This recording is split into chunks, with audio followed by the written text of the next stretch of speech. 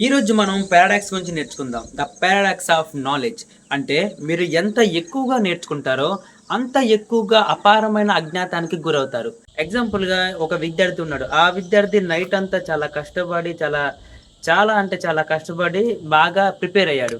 ఇంకొక విద్యార్థి ఉన్నాడు. అతను ఏమీ చదవలేదు. అసలు ఏమీ ప్రాక్టీస్ అవ్వలేదు. సో, ఎగ్జామ్ ఇంకొక 5 నిమిషాల్లో స్టార్ట్ అవ్వబోతుంది.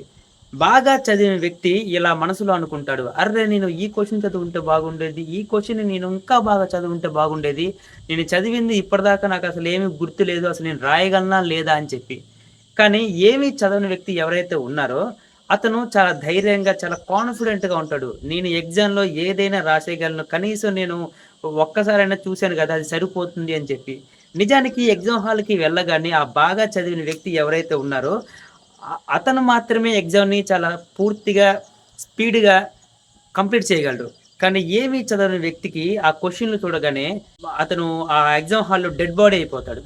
అన్నీ నేర్చుకునే వ్యక్తులకి, అన్నీ తెలుసుకోవాలి అనే తపన ఉన్న వ్యక్తులకి, వాళ్ళ బ్రెయిన్ అనేది ఒక ఇల్యూషన్‌ని క్రియేట్ చేస్తుంది. అదేంటంటే నాకసలు ఏ విషయాలు తెలీదు. అసలు నేను దేన్ని నేర్చుకోలేదు. నేను నేర్చుకుంది చాలా అంటే చాలా తక్కువ. ఇంకా నేను నేర్చుకోవడానికి నా జీవితం కూడా సరిపోదు అనే ఒక భ్రమను క్రియేట్ చేస్తుంది. ఈ భ్రమ వల్ల ఇంకా ఎక్కువగా నేర్చుకోవాలి, ఇంకా ఎక్కువగా తెలుసుకోవాలి అనే ఒక తపన, కోరిక అనేది వాళ్ళ మనసులో కలుగుతుంది. కానీ ఏమీ తెలియని వ్యక్తులకి వాళ్ళ బ్రెయిన్ అనేది ఒక ఇల్యూషన్‌ని క్రియేట్ చేస్తుంది. నాకు అన్నీ తెలుసు అని జెప్పి. వాళ్ళకి అన్నీ తెలుసు అనే ఈ ఇల్యూషన్ ఎప్పుడైతే వాళ్ళ బ్రెయిన్ అనేది క్రియేట్ చేస్తుందో, అప్పుడు వాళ్ళు ఏమి తెలుసుకోవడానికి ప్రయత్నించరు. అంటే ఒక విధంగా అన్నీ తెలిసిన వ్యక్తులు చాలా నిశ్శబ్దంగా, చాలా కామ్‌గా అసలు ఏమీ తెలియనట్టుగా ఉంటారు. వాళ్ళు జీనియస్‌లు. ఏమీ తెలియని వ్యక్తులు అన్నీ తెలిసినట్టుగా ఉంటారు. వాళ్ళు మూర్ఖులు. Paradox of decision making. మన బ్రెయిన్ అనేది ఎప్పటికీ ఒక మంచి నిర్ణయాన్ని ఎంచుకోవడానికే చూస్తుంది. కానీ మన బ్రెయిన్‌లో చాలా నిర్ణయాలుంటాయి. ఇప్పుడు ఆ నిర్ణయాల్లో దేన్ని ఎంచుకోవాలి అనే ఒక కన్‌ఫ్యూజన్‌లో పడుతుంది. ఈ కన్‌ఫ్యూజన్ వల్ల అసలు తను చేయాల్సిన పని కూడా మర్చిపోతుంది. సో, మన బ్రెయిన్‌లో చాలా నిర్ణయాలుంటాయి. ఏ నిర్ణయం మంచిది, ఏ నిర్ణయం చెడ్డది అని నిర్ణయించుకోవడానికి మన బ్రెయిన్ అనేది ఒక్కొక్క నిర్ణయాన్ని రీసెర్చ్ చేయడం మొదలుపెడుతుంది.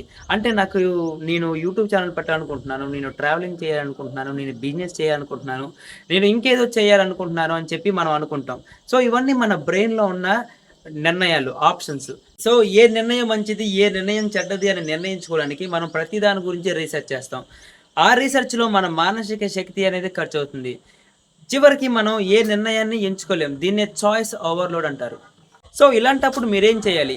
ఏ డెసిషన్ అయితే మీ టైమ్‌ని వేస్ట్ చేయకుండా మీ పనిని తొందరగా మొదలుపెడుతుందో, ఆ డెసిషన్‌ని ఎంచుకొని ముందుకు వెళ్ళాలి. తర్వాత మీకు నచ్చిన డెసిషన్‌కి చేంజ్ అవ్వచ్చు. నా వరకు వస్తే నా పర్సనల్ ఎక్స్‌పీరియన్స్ చెప్తా. మీకు ఏదైతే అందుబాటులో ఉంటుందో దాన్ని మీరు ముందు కనిపెట్టడం మొదలుపెట్టండి. దాన్ని కనిపెట్టి దాని నుంచి మీరు గ్రో అవ్వటం మొదలుపెట్టండి. అంటే ఇప్పుడు ఇంతకుముందు నా దగ్గర ట్రైపాడ్ ఉండేది కాదు. నేనేం చేసేవాడినంటే 3 బొంగుల్ని తీసుకొచ్చి వాటిని కలిపి కట్టి వాటిని ట్రైపాడ్‌లాగా తయారు చేసి నేను వాడుకునేవాడిని. బొంగులు అనేవి నాకు అందుబాటులో ఉన్నాయి. నా దగ్గర మొబైల్ లేదు. మా ఇంట్లో ఉన్న వాళ్ళ దగ్గర ఉన్న మొబైల్‌తో నేను వీడియోలు చేసేవాడిని. తర్వాత ఒక 2 నెలలు కష్టపడి నేను నా సొంత మొబైల్‌ని కొనుక్కోగలిగాను. సో, మీ దగ్గర ఏదైతే అందుబాటులో ఉందో దాన్ని మీరు ముందు కనిపెట్టండి. దాని నుంచి మీరు ఎదగటం మొదలుపెట్టండి. ఈట్ ద ఫ్రాగ్ అంటే కప్పను మింగటం. దీనికి అర్థం ఏంటంటే అత్యంత కష్టమైన, అసహ్యం కలిగించే పనిని రోజులో మనమే ముందుగా పూర్తి చేయటం. గ్రోత్ పారాడాక్స్ అంటే మనం ఏదైనా పనిని స్టార్ట్ చేసినప్పుడు దానికి గ్రోత్ అనేది అంత సాధారణంగా చాలా తక్కువ టైంలో రాదు. కానీ ఆ గ్రోత్ వచ్చే టైం వచ్చినప్పుడు మాత్రం మనం ఆ గ్రోత్‌ని ఆపలేం. ఎగ్జాంపుల్‌గా మీరు సోషల్ మీడియాలో కొన్ని వీడియోస్ పెడుతున్నారు. ఒక 100 వీడియోస్ పెట్టారు అనుకుందాం. ఆ 100 వీడియోస్‌లో 99 వీడియోస్‌కి అసలు ఎలాంటి గ్రోత్ లేదు. కానీ ఆ చివరి 100 వీడియోకి ఒక మంచి గ్రోత్ వచ్చింది. దానివల్ల ఆ 99 వీడియోస్ కూడా ఒక మంచి గ్రోత్ ప్రజలే తీసుకొస్తారు. ప్రొడక్టివిటీ పారాడాక్స్ దీనికంటే ముందు మనం పార్కిన్సన్ లా గురించి తెలుసుకోవాలి. ఈ లా ఏంటంటే పని పూర్తి చేయడానికి మనం ఎంత సమయాన్నయితే కేటాయిస్తామో, ఆ పని పూర్తవ్వడానికి అంతే సమయం కేటాయించబడుతుంది. ఎగ్జాంపుల్‌గా ఇప్పుడు మీ చేతిలో ఒక రికార్డ్ ఉంది.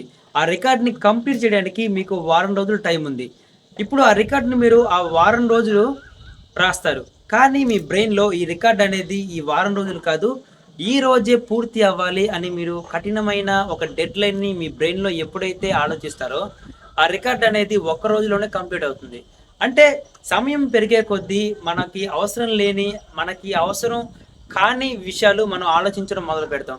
ఎప్పుడైతే మనం సమయాన్ని కుదిస్తామో, మనకి అవసరం లేని విషయాల్ని మర్చిపోయి, అవసరమైన విషయాల్ని గుర్తుంచుకొని మనం పనిని పూర్తి చేస్తాం.